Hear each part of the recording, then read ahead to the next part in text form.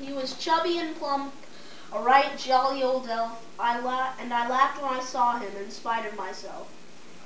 A wink of his eye and a twist of his head soon gave me to know that I had nothing to dread. He spoke not a word, but went straight to his work, and filled all the stockings, and then turned with a jerk, and laying his finger on the side of his nose, and giving a nod up the chimney he rose. He sprang to his sleigh, to his team gave a whistle, and they all flew away like down of a thistle. But then I heard his exclaim, ere he drove out of sight, "Happy Christmas to all, and to all a good night." All right, good job. Jenny. I knew you could do it.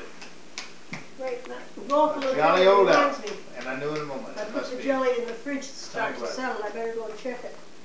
Did you get that?